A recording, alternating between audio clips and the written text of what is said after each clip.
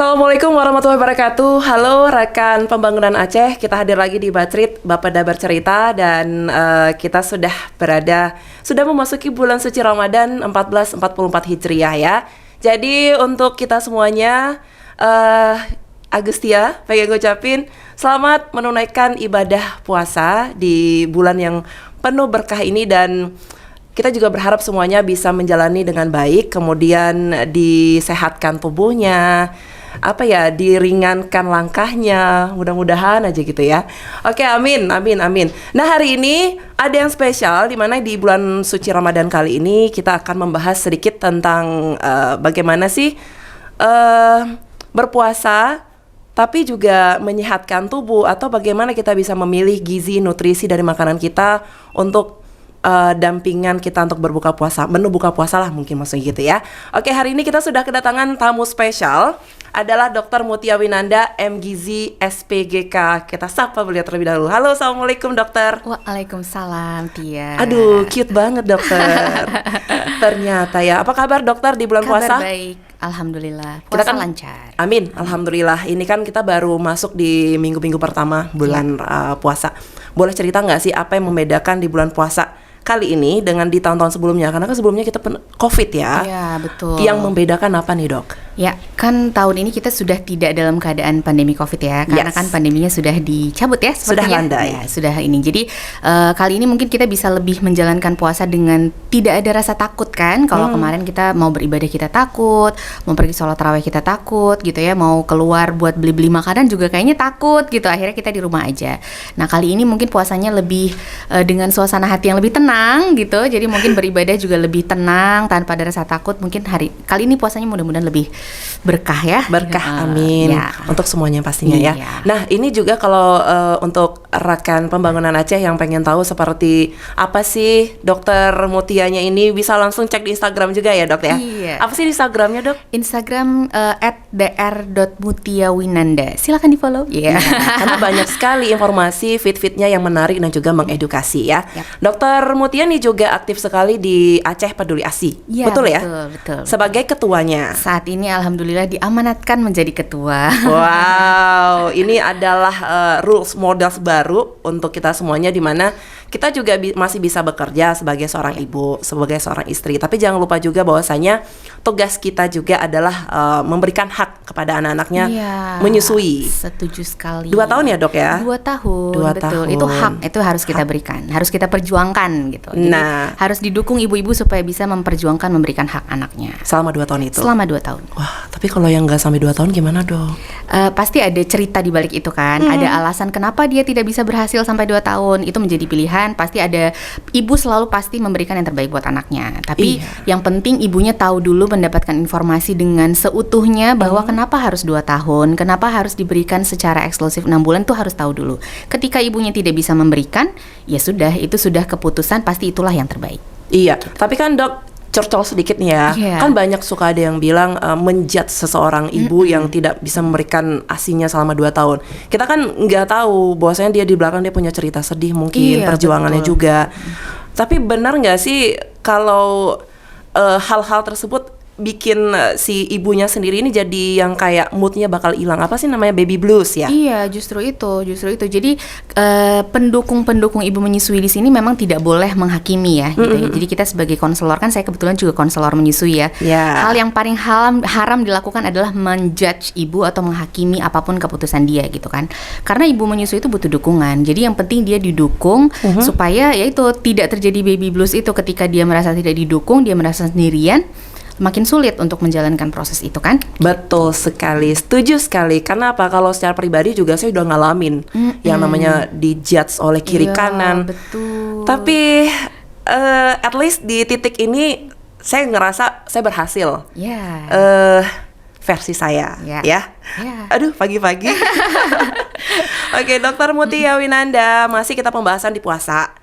Banyak ibu-ibu yang ini menjadi mereka aduh mau puasa nih tapi harus menyusui. Jadi dilematisnya luar biasa. Gimana dok, punya saran khusus nggak? Ya, jadi ibu hamil atau ibu menyusui itu biasanya dua-dua kondisi yang pada saat mau puasa itu pasti harus berpikir dulu nih bisa puasa atau enggak gitu kan. Kondisi khusus kita bilangnya ibu hamil dan ibu menyusui.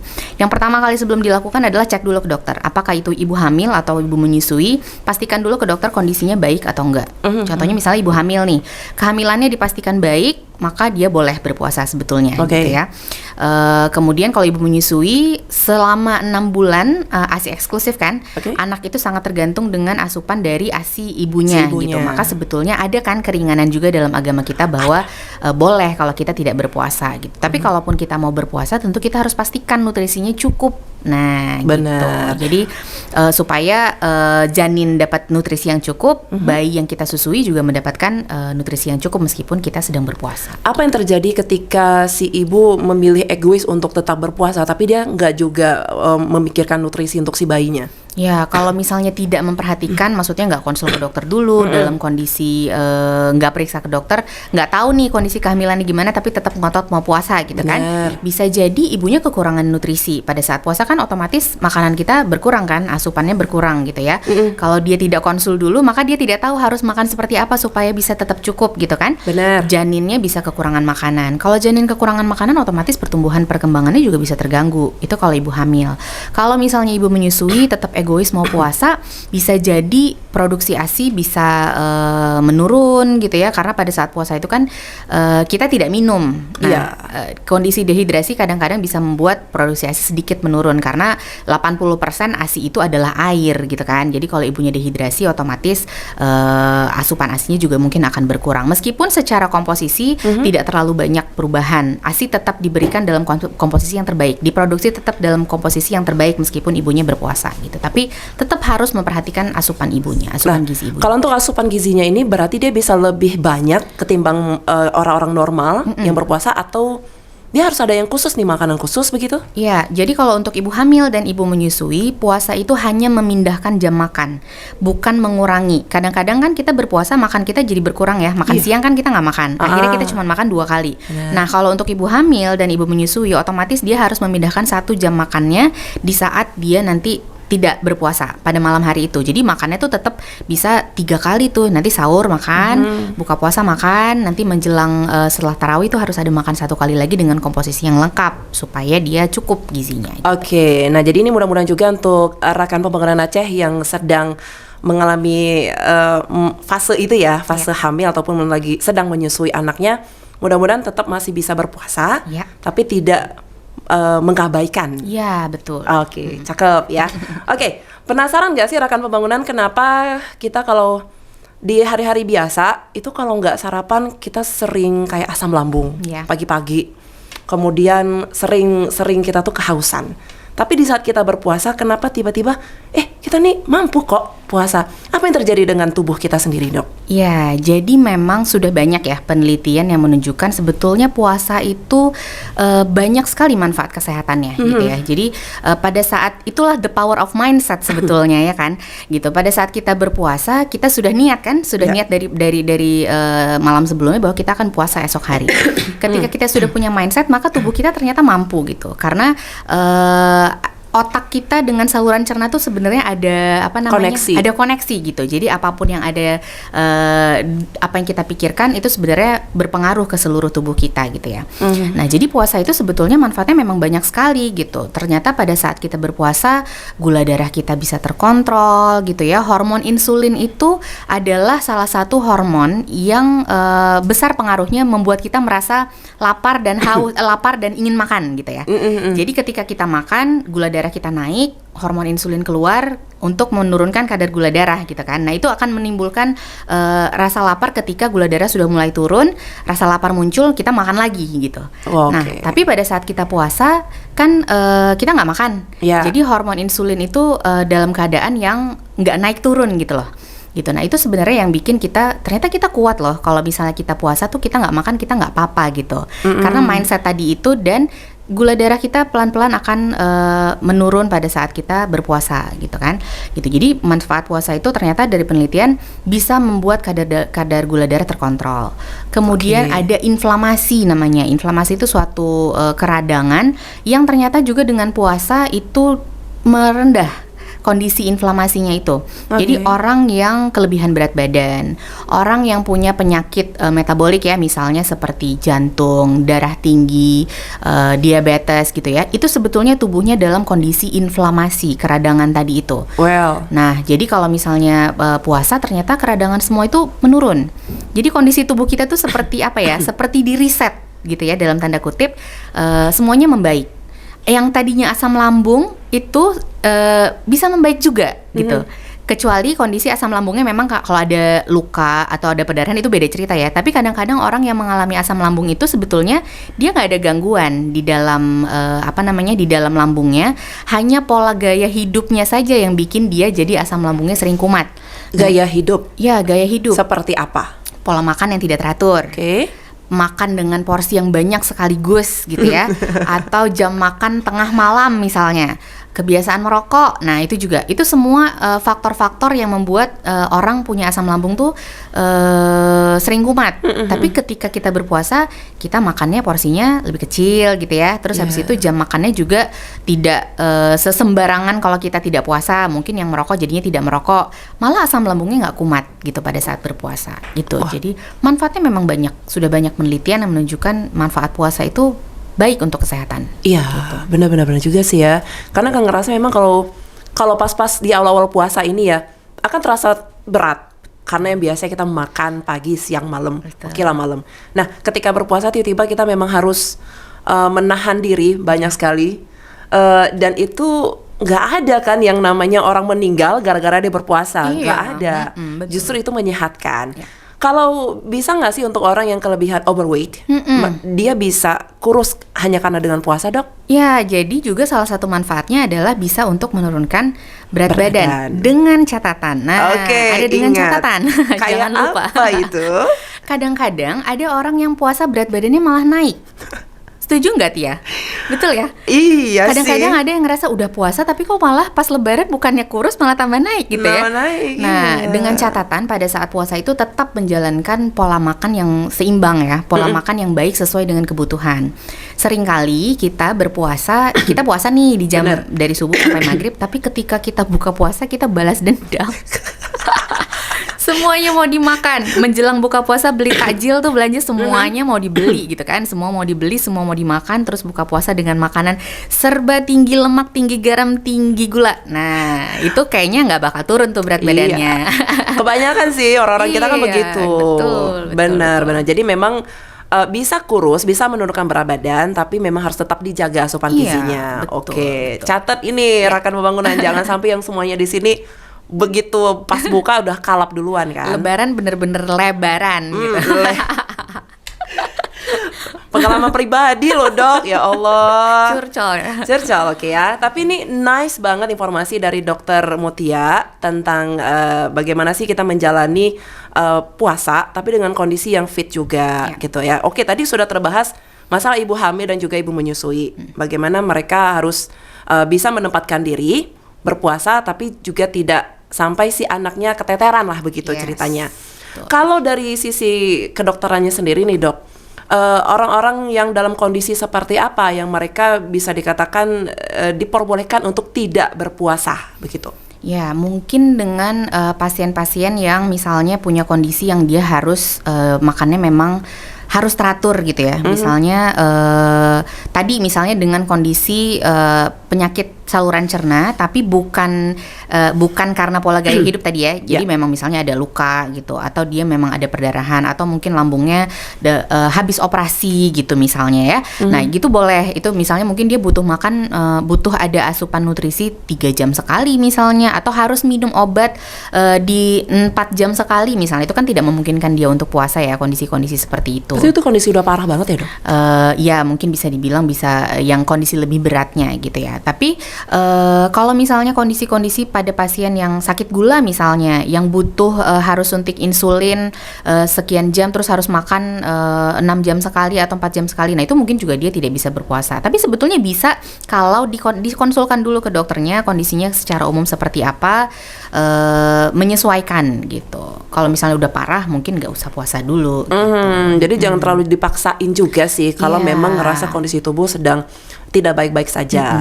Baiknya adalah konsultasi dulu dengan dokter yang mereka juga bisa memberikan solusi yang pastinya ya, dok ya. Betul. Oke, dokter. Ini dokter juga seorang penulis. Ya, rekan pembangunan Aceh yang baru tahu kalau Dokter Mutia ini juga seorang penulis. Kita akan kupas ya segala sisi yang ada dari Dokter Mutia.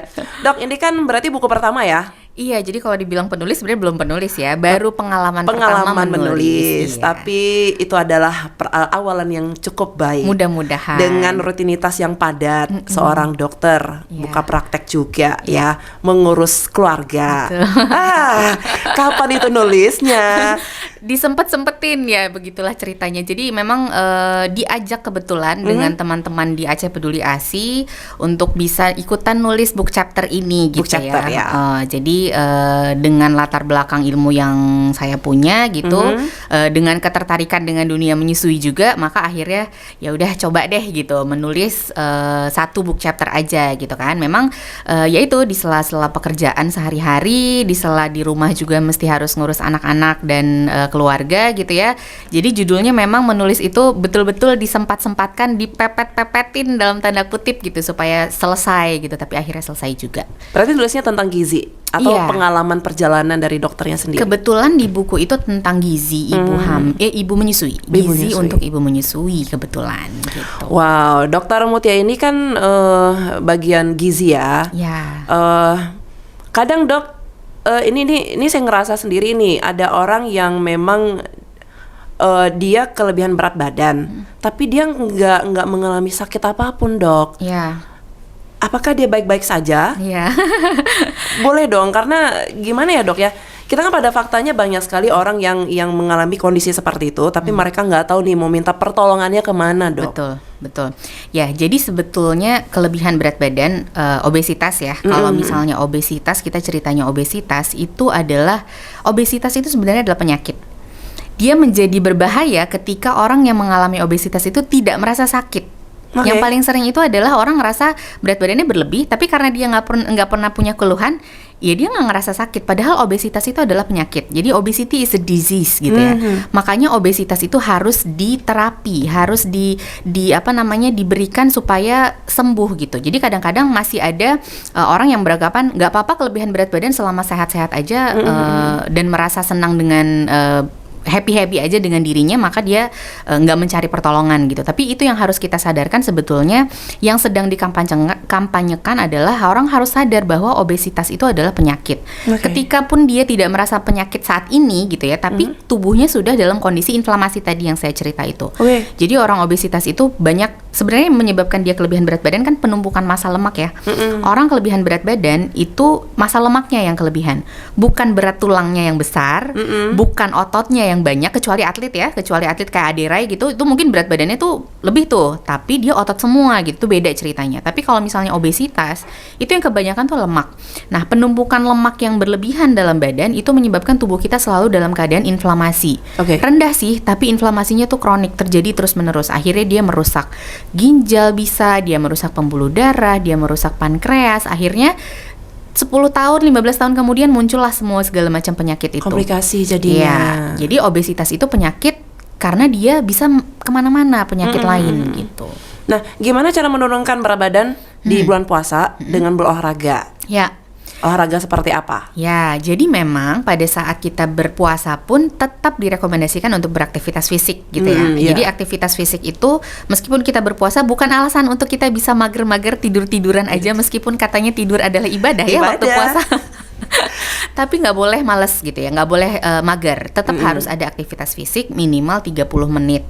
Dan aktivitas fisiknya juga adalah yang sedang gitu ya, bukan yang harus terlalu berat sampai terlalu letih gitu, enggak juga. Jadi aktivitas fisiknya memang yang sedang. Misalnya jalan kaki 30 menit gitu ya, atau sepedaan 30 menit menjelang buka puasa. atau segera setelah sahur gitu. Karena kan segera setelah sahur kan mungkin kita masih fresh ya.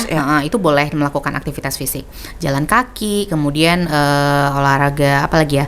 Sepedaan tadi gitu ya. Atau mungkin kalau malas keluar mungkin cuman sekedar treadmill di rumah gitu. Atau itu yoga. Boleh. Atau yoga. Yoga tuh pikiran boleh juga banget. jernih jadinya. Iya, itu boleh tetap dilakukan setiap hari. Jadi kalau orang yang mau sambil menurunkan berat badan pada saat berpuasa, makannya otomatis harus dikontrol. Sahur harus menu yang baik, buka puasa juga harus menunya yang baik gitu ya, komposisinya harus lengkap sesuai dengan kebutuhan, menghindari segala macam yang terlalu banyak gula, garam dan minyak gitu, dan aktivitas fisik. Oke, ini soal gula nih ya. Nah, kalau dari energi kita ini kan kita didapatnya dari glukosa. Ya. Kalau berpuasa kan kita tidak bisa makan dan juga minum yang manis-manis karena puasa itu. Ya. Penggantinya dari mana nih, Dok? Ya, badan kita ini itu sebetulnya smart ya. Jadi kita punya cadangan di mana-mana supaya pada saat glukosa yang ada di dalam darah sudah habis, otak tidak punya bensin lagi nih.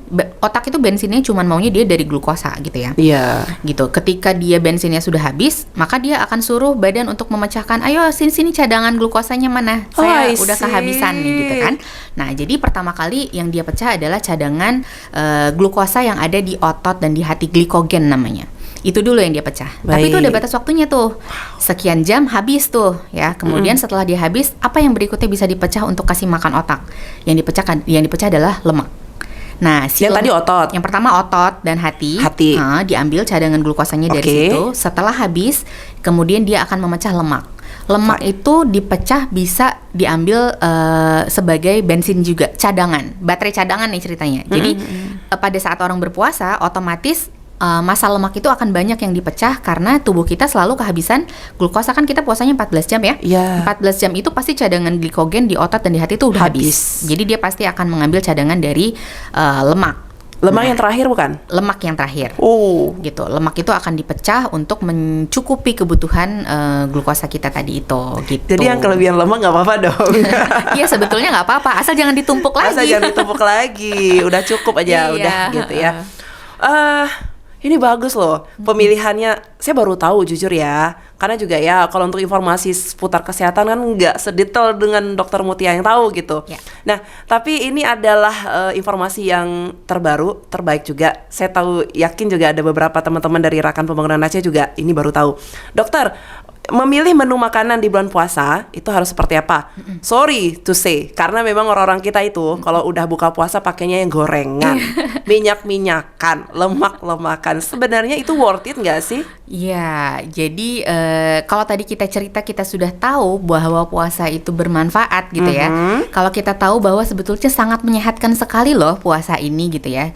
Pasti kita akan begitu melihat makanan untuk buka puasa yang seperti itu, kita akan berpikir 2 kali. Karena kita tahu nih sebenarnya puasa ini sangat menyehatkan.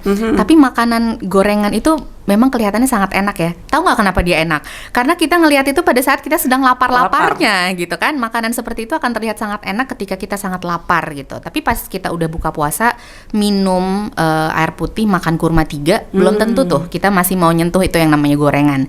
Jadi memang itu sebetulnya mindset lagi, kembali ke mindset lagi tadi gitu ya. Jadi kita puasa 14 jam. Tadi glukosa udah pada habis ya.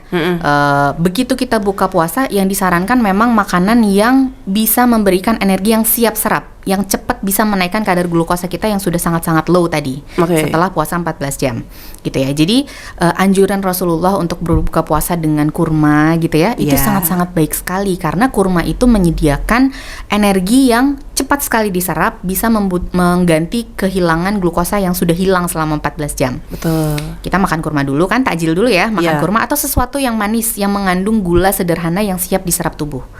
Jadi boleh sebetulnya minum es campur, minum minuman manis lah ya, misalnya air timun gitu ya untuk berbuka puasa, tapi pada saat membatalkan puasa untuk mengganti glukosa yang hilang.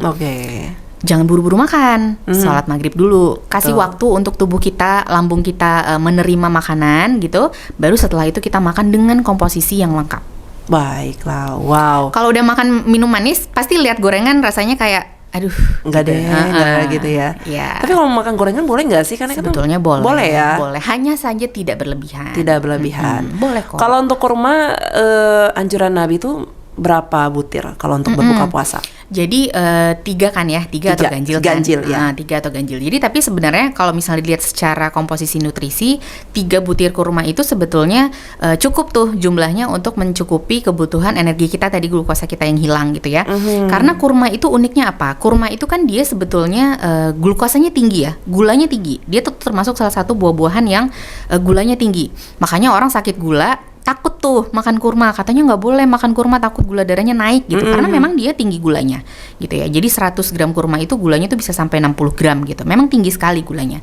Tapi uniknya dia itu tinggi serat.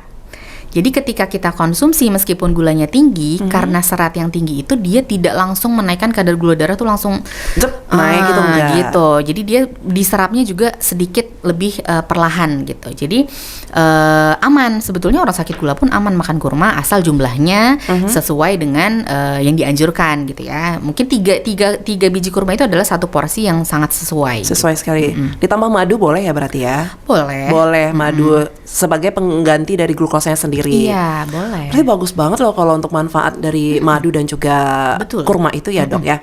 Ditambah lagi kalau minumnya juga ada jus buah-buahan. Ya kan? Iya. Kalau kita orang yang memang nggak terlalu suka dengan makanan berat, jus ini bisa nggak sih membantu kita melewati puasa ini sampai full? Nah, untuk sahur, sebenarnya kalau misalnya untuk sahur, buah itu bagus ya. Buah itu karena dia tinggi serat. Jadi pada saat kita sahur, itu kita direkomendasikan untuk konsumsi makanan yang mengandung tinggi serat. Kemudian karbohidratnya kebalik nih, sama pada saat kita buka puasa takjil, kita harus konsumsi karbohidrat yang sederhana namanya. Dia mengandung glukosa yang cepat siap serap. Sedangkan pada saat sahur itu rekomendasinya adalah karbohidrat yang kompleks supaya memberikan rasa kenyang yang lebih lama. Buah itu tinggi serat ya, tapi kalau bisa dia dibikin jus di blender, itu sebenarnya seratnya agak-agak putus-putus gitu. Jadi sebetulnya yang paling bagus itu buah dimakan utuh pada saat sahur dan berbuka puasa, itu lebih bagus gitu ya. Tapi kalau misalnya karbohidrat, itu karbohidrat yang kompleks. Jadi boleh sih makan nasi putih pada saat sahur, sah-sah aja asalkan ada temennya. Jangan cuma nasi putih aja atau nasi goreng gitu ya. Makanlah nasi dengan yang ada proteinnya, sayurnya. Jangan lupa supaya memberikan rasa kenyang yang lebih lama. Kalau bisa karbohidrat kompleks lebih bagus lagi. Nasi merah misalnya, nasi coklat gitu ya. Itu rasa kenyang pasti akan lebih lama. Iya, jangan pula nanti sahurnya pakai ayam geprek. Atau mie instan. Mie instan ya, kacau. benar. Iya. Iya ya, mengenyangkan sesaat sih kayak mie instan ya, tapi itu juga terlalu sering kita mengkonsumsi mie instan, saudara-saudara, itu tidak baik. Karena karena udah ngalamin sendiri kan, di saat dari SMA kuliah itu makan mie instan terus, di stuck di sekarang udah nggak boleh sama sekali. Nah itu dia, karena udah kena lambung gitu ya. Berat udah. Resikonya luar biasa. Tapi mau di mana-mana sih tetap ya mie instan ya. Ada yang mau jadi sponsor gak sih? Oke, Dokter Mutia, ini kita di akhir ya. Kasih dong saran, trik, tips bagaimana kita untuk ini tampil cantik untuk seluruhnya ya, inner beauty kita keluar, kesehatan juga keluar. Tampil cantik ala Dokter Mutia di bulan puasa. Oke, jadi sebetulnya yang paling utama adalah kita tuh punya pilihan. Pilih makanan sehat, pilih gaya hidup yang sehat. Itu tuh sebenarnya pilihan, ya kan? Ketika kita punya pilihan, maka pilihlah gaya hidup sehat sekarang, saat kita memilihnya belum terpaksa. Karena ada waktunya kita akan terpaksa untuk memilih gaya hidup yang sehat karena kita nggak punya pilihan lain. Sekarang kita masih punya pilihan ya, kondisi masih sehat-sehat aja mungkin ya, belum ada penyakit. Kita bisa pilih mau hidup nggak sehat atau mau pilih gaya hidup sehat dengan pola makan yang sehat. Pilihlah gaya hidup yang sehat sebelum nanti akhirnya kita harus terpaksa, kayak ceritanya Tia tadi kan, akhirnya terpaksa kan, nggak boleh makan mie instan gitu kan, terpaksa untuk memilih makanan sehat karena udah ada kondisi yang nggak punya pilihan lain gitu. Nah, jadi ketika kita masih bebas untuk memilih, maka pilihlah dari sekarang gitu ya. Yang penting adalah komposisinya itu gizi seimbang. 4 sehat 5 sempurna tidak digunakan lagi. Itu sudah konsep yang sudah ditinggalkan ya. Jadi konsepnya sekarang adalah gaya hidup seimbang. Makan dengan makanan yang mendekati bentuk aslinya. Artinya makanan itu yang paling baik adalah makanan yang utuh. Hindari makanan yang sudah diproses, karena makanan proses itu tinggi gula, garam, dan minyak gitu ya. Kalau mau cantik luar dalam, kalau mau tetap inner beauty tadi yang kayak kata dia, otomatis asupan gula juga harus dibatasi, karena asupan gula itu bikin cepet tua. Terbukti. Iya. Cepet tua, dokternya ngeliatin saya. Oke. Iya sih ternyata oke. Tapi terima kasih banyak nih Dokter Mutia. Senang bisa sharing ilmu yang baru saya tahu hari ini. God, keren, luar biasa. Sukses untuk di Aceh Peduli ASI. Terima kasih. Nanti pilot projectnya apa nih ke depan, Dok? Tahun ini mungkin nanti seperti biasa bulan Agustus kita pasti selalu ada perayaan breastfeeding week ya. Terus kemudian yang deket-deket ini sih kita selalu mengedukasi, bikin kelas-kelas untuk ibu-ibu hamil, ibu-ibu menyusui supaya mendapatkan edukasi yang lengkap. Gimana sih triknya bisa menyusui secara eksklusif gitu ya. Kemudian kegiatan-kegiatan lain mungkin live Instagram. Nanti menjelang puasa pasti kita ada live Instagram juga biasanya. Di bulan puasa ini ya. Menjelang puasa buat kasih tahu ibu-ibu hamil menyusui gimana nih persiapannya untuk bisa puasa gitu kan. Oke, banyak informasinya. Banyak kegiatannya. Sukses terus di Aceh Peduli ASI. Salam untuk Dokter Aslinar. Oh iya, disampaikan. Favorit sekali ya. Favorit kita semua itu. Iya benar. Pokoknya aku udah lihat anak sakit ingetnya sama Dokter Aslinar. Iya, sama. Ya. Sama ya pengalaman. Oke, sukses sekali lagi Dokter Mutia. Kita akan ketemu di lain kesempatan ya pemirsa ataupun rekan pembangunan Aceh. Jangan lupa ya, dokter udah main nggak ke YouTube kita? Udah ngintip-ngintip. Udah ngintip ya. Jangan lupa juga di akun medsos kita di Bapeda Aceh, di Facebook, Instagram, Twitter, dan juga YouTube. Siap. Jangan lupa subscribe, like, dan komen, share ya. Itu aja sih untuk Anda semuanya, rekan pembangunan Aceh. Kita akan ketemu di lain kesempatan. Terima kasih dokter. Sama-sama. Saya Agustia pamit juga. Assalamualaikum warahmatullahi wabarakatuh. Sampai